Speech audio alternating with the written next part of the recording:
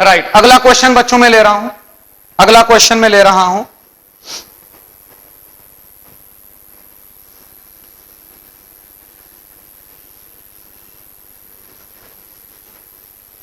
Question note कर लीजिएगा। किसी 12 ग्राम आदर्श गैस को, किसी 12 ग्राम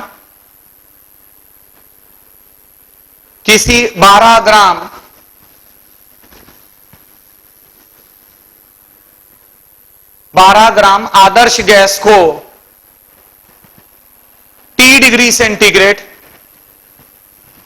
12 ग्राम आदर्श गैस को T डिग्री सेंटीग्रेड तथा V लीटर आयतन में, तथा V लीटर आयतन में लिया गया, तब वह गैस एक एटीएम का दाब, तब वह गैस एक एटीएम का दाब प्रेक्षित करती है, एक एटीएम का दाब प्रेक्षित करती है।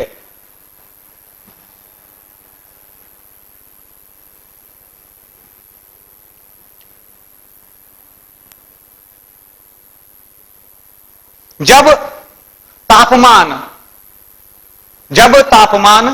10 डिग्री सेंटीग्रेड से, जब तापमान 10 डिग्री सेंटीग्रेड से बढ़ा दिया गया, जब तापमान 10 डिग्री सेंटीग्रेड से बढ़ा दिया गया, तब दाब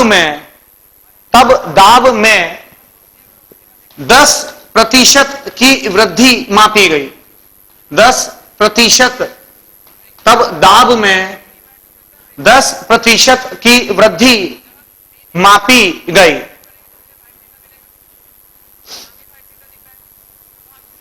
T व पूर्ण विराम लगाइएगा, T व V के मान ज्ञात कीजिए, के मान ज्ञात कीजिए, ज्ञात कीजिए। उस आदर्श गैस का अणुभार आपको दे रखा है, उस आदर्श गैस का अणुभार आपको दे रखा है, इट इज 120 ग्राम प्रति मोल, ग्राम प्रति मोल। यह आपको अणुभार दे रखा है। राइट, अब सबसे पहले हम क्या करेंगे, पहले क्वेश्चन को पढ़ लीजिए बच्चों, बहुत ही अच्छा क्वेश्चन है।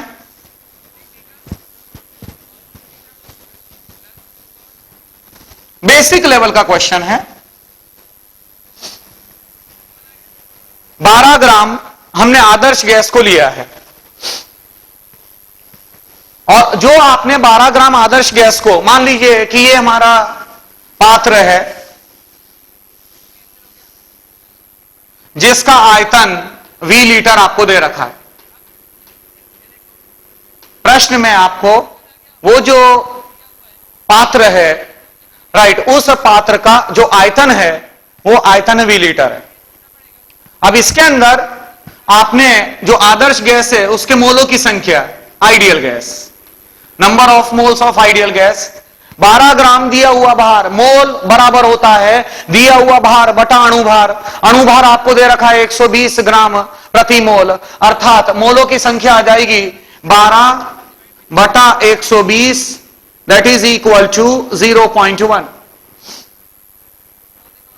जो आपकी आदर्श गैस है उस आदर्श गैस के मोलों की संख्या आपने ज्ञात करी। इनिशियल ताप T डिग्री सेंटीग्रेड है, वो कितना है वो हमें नहीं पता है कि वो T का मान कितना है। अब मान लीजिए कि आपने जो पात्र है उस पात्र का आपने टेम्परेचर बढ़ा दिया। क्वेश्चन में आपको दे रखा है कि 10 डिग्री सेंटीग्रेड से आपने तापमान बढ़ाया, 10 डिग्री सेंटीग्रेड से जब आप तापमान बढ़ाओगे तो 10 डिग्री सेंटीग्रेड से जब आप तापमान बढ़ाएंगे तो एक बात बिल्कुल तय है कि द्रव्यमान में किसी तरह का कोई परिवर्तन नहीं आएगा। जो द्रव्यमान है वो द्रव्यमान में किसी भी तरह का कोई परिवर्तन नहीं आना है। द्रव्यमान मतलब मास, भार, मोल, सब एक ही चीज है। मोल में कोई परिवर्तन नहीं आएगा, द्रव्यमान में कोई परिवर्तन नहीं आएगा, भार में कोई परिवर्तन नहीं आना है, मास में कोई परिवर्तन नहीं आना। It means n is constant, the number of moles of the आदर्श गैस आर कांस्टेंट। सिमिलरली, क्योंकि एक बंद पात्र है और उस बंद पात्र जब आप गर्म करोगे तो ऐसा तो नहीं कि पात्र भी फैलता चला जा रहा है, कोई गुब्बारा नहीं है कि वो फैलता चला जाएगा। राइट, यहां पर एक पात्र है, इसका मतलब आयतन फिक्स है, मोलों की संख्या फिक्स है, आयतन V फिक्स है, R फिक्स है। इसका मतलब अगर मैं आदर्श गैस का समीकरण देखूं, PV is equal to nRT, गौर करिएगा, PV is equal to nRT, इसका मतलब यह हुआ कि वॉल्यूम फिक्स है, नंबर ऑफ मोल्स फिक्स है, R फिक्स है। इसका मतलब मैं बोलूंगा P upon T is equal to constant K। यह हमारा स्थिरांक हो गया। राइट, जो K है वो K एक स्थिरांक है। Right, P upon T it is equal to K। Right, और मैं ये भी कह सकता हूं कि P1 बटा T1 is equal to P2 बटा T2। P1 upon T1 is equal to P2 upon T2। अब जो इनिशियल दाब आपको दे रखा है वो इनिशियल दाब गौर से चेक करिएगा, क्वेश्चन में एक वायुमंडल का दे रखा है। जब आदर्श गैस को, जो आपकी आदर्श गैस है, वो आदर्श गैस 1 ATM का दाब प्रेक्षित कर रही थी उस आयतन के अंदर, उस V लीटर आयतन के अंदर। इसका मतलब यह हुआ कि मैंने P1 यहां पर 1 कर दिया। तापमान मुझे नहीं पता है, और गौर फरमाइएगा ये P1 upon T1 is equal to P2 upon T2। Right, आपको शायद ध्यान आ रहा होगा, ये हमारा गेल-यूसेक का नियम है जो मैंने 2 दिन पहले बताया था। ये गेल-यूसेक का नियम है। मैं देख रहा हूं कि बच्चे जो हैं वो बिल्कुल मतलब समझ में आ रहा है, it is difficult to interpret और नॉट। राइट, ये ध्यान आया, P1 upon T1 is equal to P2। सबको ध्यान आया? सबको ध्यान आया? P1 upon T1 is equal to P2 upon T2। Right, ये हमारा गेल-यूसेक का नियम था। मैंने गेल-यूसेक का नियम लगाया, क्यों? क्योंकि आयतन फिक्स है और जो निश्चित मात्रा की बात कर रहे हो आप, निश्चित मात्रा है, आयतन स्थिर है। राइट, मैंने ये लगाया। तो ताप जो है ये कैपिटल T है, तो कैपिटल T है, capital T represents the temperature, तापमान इन केल्विन। इट मींस मैं बोलूंगा जो इनिशियल ताप था वो T प्लस 273 हो जाएगा, इज इक्वल टू गौर कीजिएगा, आपने 10 डिग्री सेंटीग्रेड से तापमान बढ़ाया, तो जब 10 डिग्री सेंटीग्रेड से आपने तापमान बढ़ाया तो 10% जो दाब है वो दाब में 10% की वृद्धि हो गई। इसका मतलब अगर 1 ATM इनिशियल जो प्रेशर था, आरंभिक जो दाब था वो 1 ATM का था, और आरंभिक दाब 1 ATM का था। 1 ATM का अगर 10% लोगे तो 1 ATM का अगर 10% लोगे तो ये 0.1 हो जाएगा। इसका मतलब 0.1 ATM से वृद्धि हुई है, 0.1 ATM से वृद्धि हुई है, और 0.1 ATM से वृद्धि हुई है। इसका मतलब अब दाब कितना हो चुका है? जो अंतिम दाब है वो 1.1 हो चुका है। मतलब ज्यादा बेहतर होगा कि इसको 1 प्लस 0.1 लिखें आप, 1 प्लस 0.1, 10% वृद्धि हो गई। तो 10% वृद्धि हो गई मतलब अब जो दाब है वो 1 प्लस 0.1 हो गया, और ताप आपने 10 डिग्री सेंटीग्रेड से बढ़ा दिया था, तो 10 डिग्री सेंटीग्रेड से बढ़ा दिया। इट मींस कि अब दाब हो जाएगा T प्लस 273 प्लस 10 डिग्री से आपने बढ़ा दिया, मतलब 10 केल्विन से आपने बढ़ा दिया। ये चेंज है। बच्चे सोच रहे होंगे कि सर 10 डिग्री सेंटीग्रेड है बराबर, तो आपने उसको केल्विन में कन्वर्ट क्यों नहीं किया? बच्चों ये चेंज है, ये तापमान का परिवर्तन है। 10 डिग्री से आपने तापमान बढ़ा दिया, तो जब चेंज की बात करते हो, तापमान के परिवर्तन की बात करते हो, तो जब तापमान के परिवर्तन की बात करते हो तो परिवर्तन तो एक ही यूनिट, एक ही रहेगा, परिवर्तन में कोई चेंज नहीं आएगा। मतलब वो डिग्री सेंटीग्रेड में बात करो या केल्विन में बात करो, that will remain same, that will remain same. इसीलिए T प्लस 273 प्लस 10 मैंने लिख दिया। राइट, यहां से आपको T का मान पता चल जाएगा बहुत ही बढ़िया तरीके से। इट मींस मैं बोलूंगा T plus 273 plus 10 that is 283 is equal to 1 plus 0.1 it is 1.1 और इसको मल्टीप्लाई करेंगे that is 1.1 T plus 273 into 1.1 273 into 1.1 ये करना पड़ेगा आपको और यहां से आपको T का मान ज्ञात हो जाएगा। ये जो T का मान आपको मिलना चाहिए, जो मेरी कैलकुलेशन है, मेरी कैलकुलेशन से ये जो T का मान आपको मिलेगा that is minus 173 degree centigrade मिलेगा। ये जो T का मान मिलेगा चेक कर लीजिएगा, आप चेक कर लीजिएगा, ये जो T का मान आपको मिलेगा, प्राप्त होगा, ये T का मान मिलेगा माइनस 173 डिग्री सेंटीग्रेड।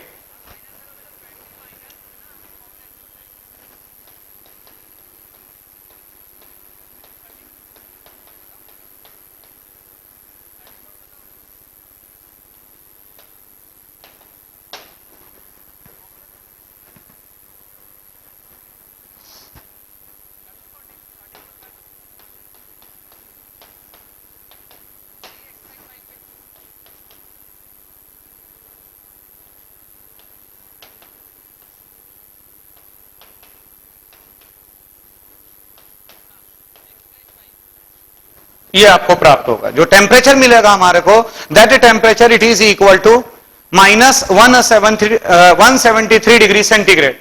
और अगर आप इसको केल्विन में कन्वर्ट करना चाहते हो तो केल्विन में कन्वर्ट करने के लिए प्लस 273 आपको करना पड़ेगा। जब आप प्लस 273 करेंगे तो ये प्राप्त हो जाएगा 100 केल्विन, 100 केल्विन।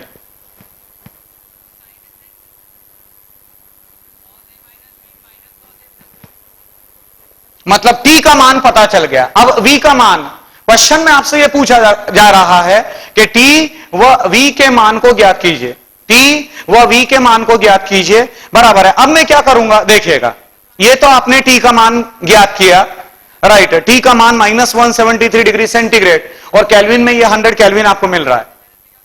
अब मैं आदर्श गैस समीकरण का इस्तेमाल करूंगा, देखिएगा, PV is equal to N into R into T।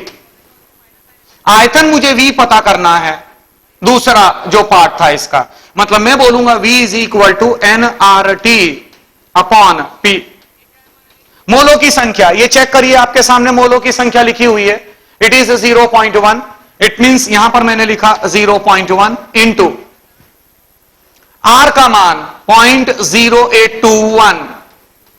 एकदम क्लियर हो गया होगा 0.0821 मैंने क्यों लिया, क्योंकि जो दाब आपको दे रखा है, जो आरंभिक दाब है, जो आपको आरंभिक दाब है, वो आरंभिक दाब एक वायुमंडल दे रखा है, 1 ATM आपको दे रखा है, इसीलिए R का मान मैं ATM में लेना पसंद करूंगा, दैट इज 0.0821 इंटू तापमान। तापमान लेना होता है, ये कैपिटल T है, और कैपिटल T मतलब होता है केल्विन के अंदर आपको लेना है। इट मींस यहां पर मैंने ये 100 ले लिया, 0.1 इंटू 0.0821 इंटू 100, और जो दाब था वो दाब आपका 1 ATM था, ये हमने ले लिया।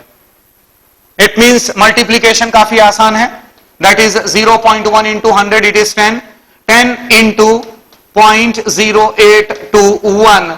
गौर फरमाइएगा, ये डेसीमीटर क्यूब में आएगा, लीटर में आएगा, that is equal to 0.821 decimetre cube. ये आपका बच्चों आयतन आ चुका है, ये आपका दूसरा पार्ट सॉल्व हो गया। V is equal to 0.821 decimetre cube.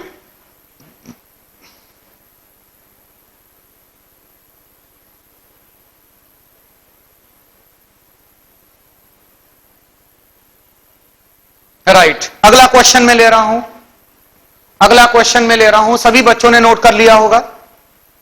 अगला क्वेश्चन मेरा नोट करिएगा सारे बच्चे। विस्थापित वायु के भार, जल्दी से नोट करिएगा, विस्थापित वायु के भार तथा विस्थापित वायु के भार तथा गुब्बारे के भार को तथा गुब्बारे के भार के अंतर को तथा गुब्बारे के भार के अंतर को पेलोड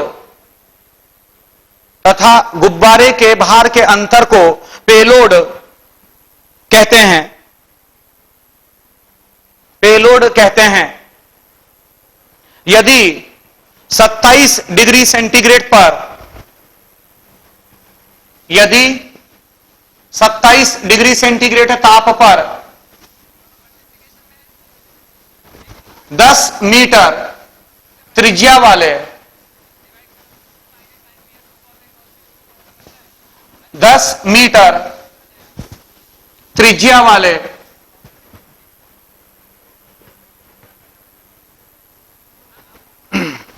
वह 100 किलोग्राम भार वाले 10 मीटर त्रिज्या वह 100 किलोग्राम भार वाले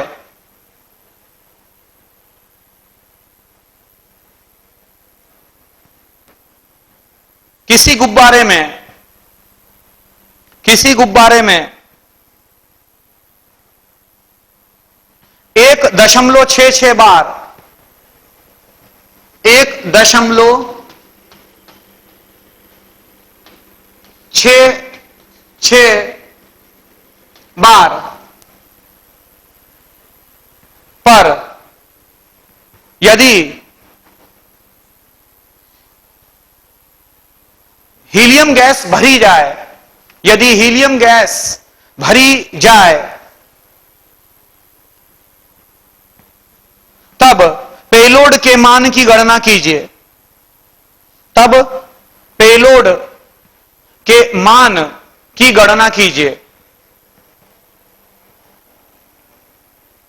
पेलोड के मान की गणना कीजिए। ब्रैकेट में लिख लीजिएगा। दे रखा है वायु का घनत्व डेंसिटी एयर की डेंसिटी आपको दे रखी है 1.2 किलोग्राम प्रति मीटर क्यूब। हवा की जो डेंसिटी है वो आपको दे रखी है इट इज 1.2 किलोग्राम प्रति मीटर क्यूब। बिल्कुल ध्यानपूर्वक सारे बच्चे क्वेश्चन को पढ़ें।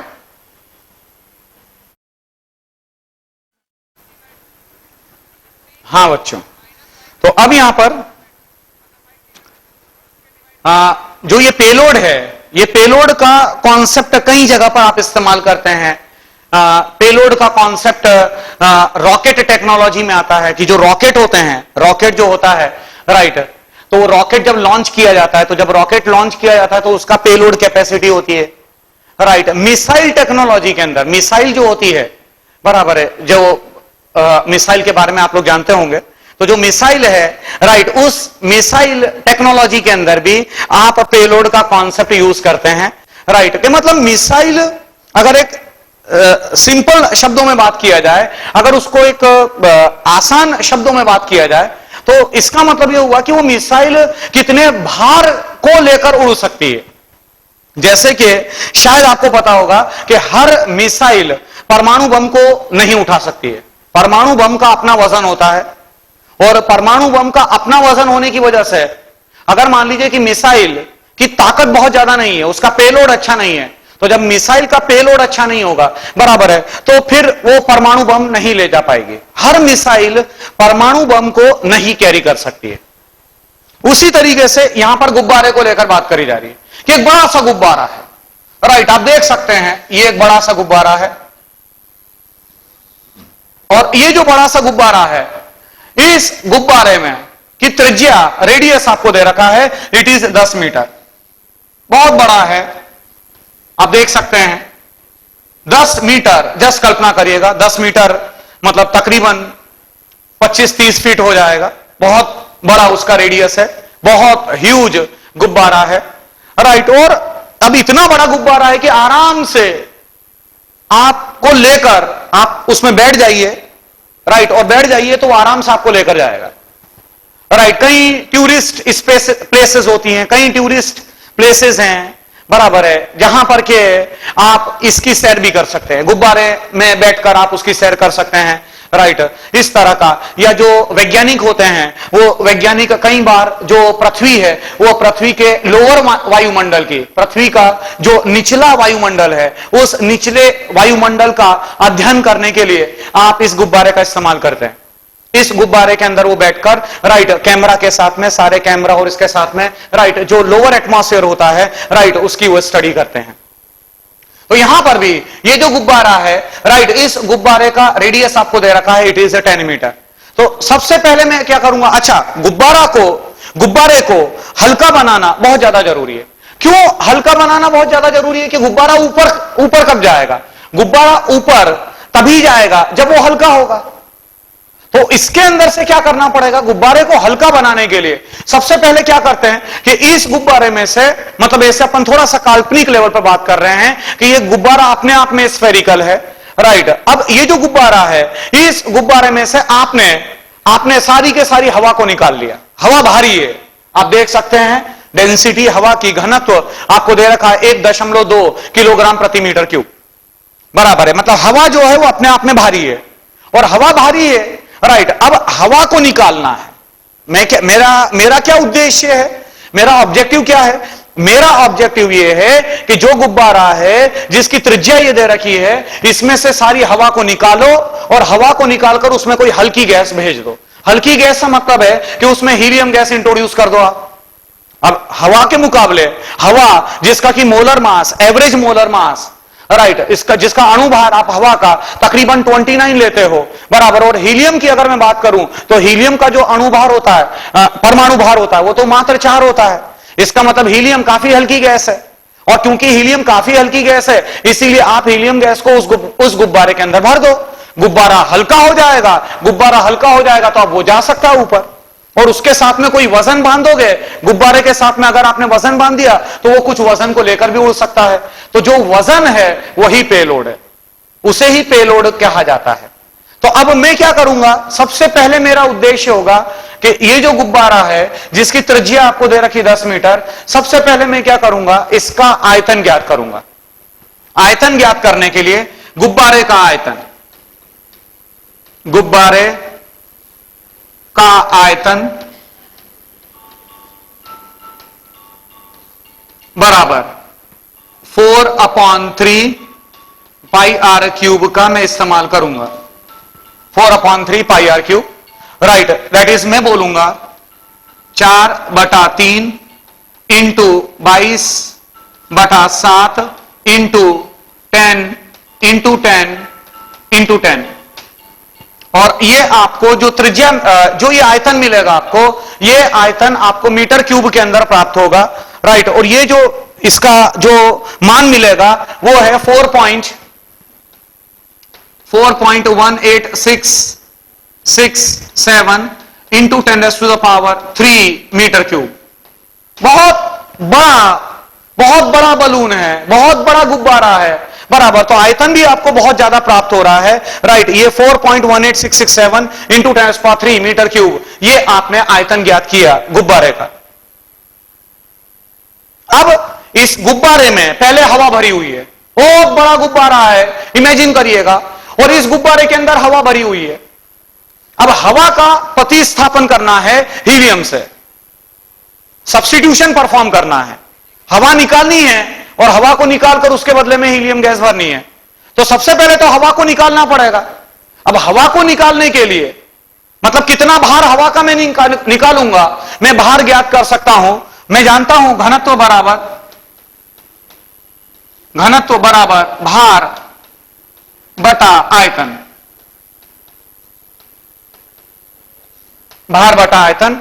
इसका मतलब मैं भार निकाल सकता हूं, वायु का भार जो विस्थापित किया आपने, वायु का भार बराबर डेंसिटी इंटू वॉल्यूम।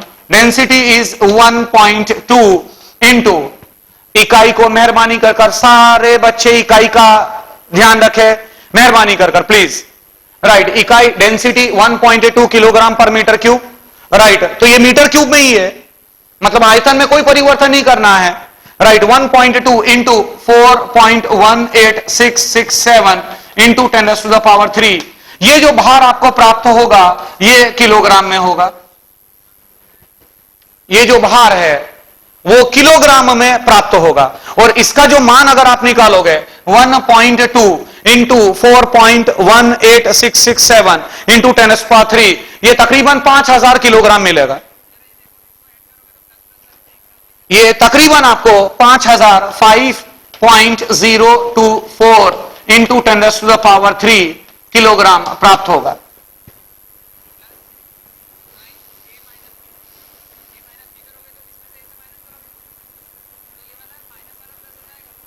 मतलब इतनी 10 मीटर, फिर से रिपीट कर रहा हूं, गुब्बारे की त्रिज्या दे रखी थी 10 मीटर, राइट। सबसे पहले मैंने गुब्बारे का आयतन पता किया, आयतन पता करने के बाद मतलब इतने आयतन में से, राइट, मुझे सारी के सारी हवा निकालनी है, तो सारी के सारी जो हवा निकाली, राइट, वो वायु का भार कितना है, मैंने कहा तकरीबन 5000 किलोग्राम, 5 टन हवा आप निकाल चुके हो, वायु निकाल चुके हो।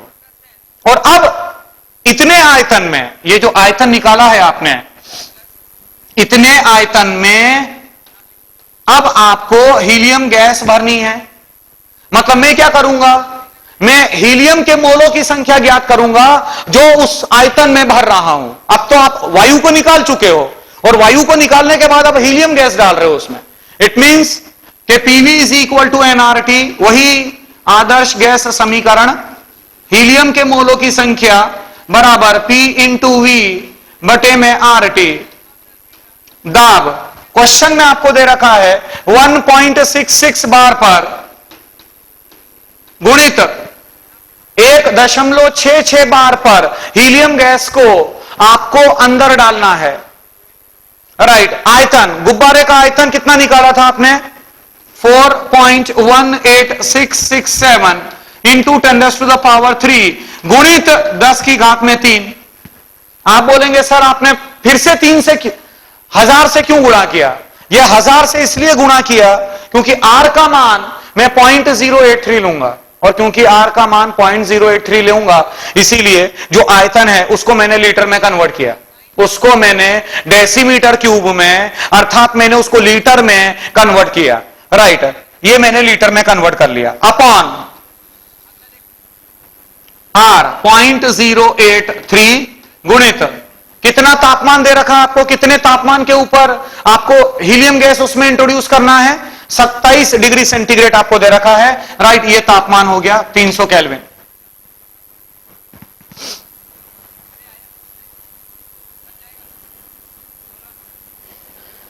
यहां से हीलियम के मोलों की संख्या ज्ञात हो जाएगी, दैट इज 27.91 गुणित 10⁻⁴, राइट। चेक कर लीजिएगा, क्योंकि बहुत बड़ा बलून है, और क्योंकि बहुत बड़ा बलून है इसीलिए जो हीलियम है वो हीलियम के मोलों की संख्या आपको बहुत ज्यादा प्राप्त होगी, बहुत ज्यादा मोल हीलियम के आपने इंट्रोड्यूस कर रहे हैं। अब यहां से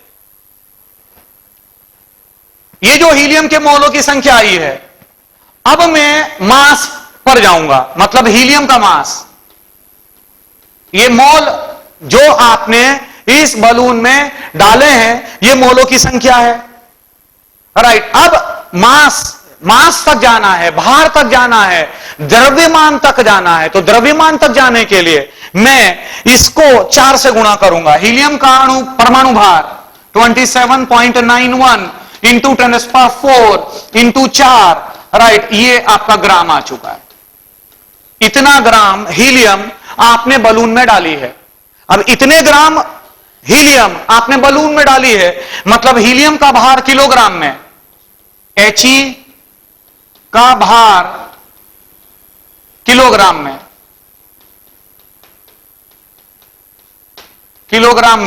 ये हो जाएगा, ये ग्राम में था, किलोग्राम तक जाने के लिए 1000 से भाग दोगे, 1000 से भाग दोगे, इट मींस ये हो जाएगा 27.91 इंटू 10 इंटू 4, राइट। मतलब ये हो जाएगा 279.1 इंटू 4, दैट इज 4 एकम 4, 9 4 36, 6 3 28, 1 3 4 2 8 3, ये 11, ये 1116.4 किलोग्राम ये आपने हीलियम गैस डाली है। हवा को आपने बाहर निकाला था, वायु का बाहर जो आपने निकाला है वो तकरीबन 5000 किलोग्राम आ रहा है, और उसके बदले में जो आपने हीलियम गैस डाली है, तो हीलियम गैस जो आपने डाली है उसका वजन है तकरीबन 1116 किलोग्राम। तो पेलोड कैसे निकालूंगा? अब मैं बोलूंगा पेलोड बराबर, यहां पर आइएगा, पेलोड बराबर जो हवा आपने विस्थापित करी, हवा 5024 किलोग्राम हवा आपने विस्थापित करी, और बलून का अपना भी भार है, बलून का अपना भार है। आप क्वेश्चन को चेक करिए, क्वेश्चन में बिल्कुल साफ साफ ये दे रखा है कि बलून का जो अपना भार है वो 100 किलो है। इट मींस मैं बोलूंगा -100, राइट। गौर से चेक करिएगा, सब हम किलोग्राम में बात कर रहे हैं, टोटल हम किलोग्राम में बात कर रहे हैं। -1116.4, राइट। इसको आप हल कर लीजिएगा, ये आपको किलोग्राम में पेलोड की मात्रा प्राप्त होगी। 5024 माइनस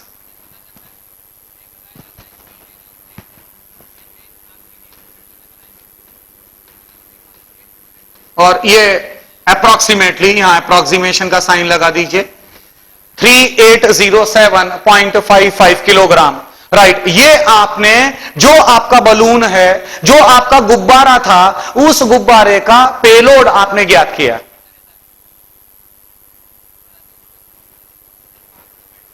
राइट, आपने वायु को निकाला था, और वायु को निकालने के बाद उसमें हीलियम गैस डाली।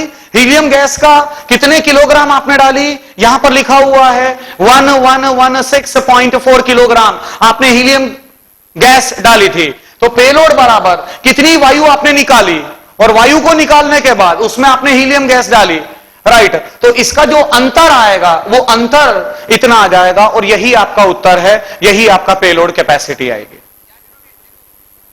ये पेलोड क्षमता आपने प्रिडिक्ट करी है।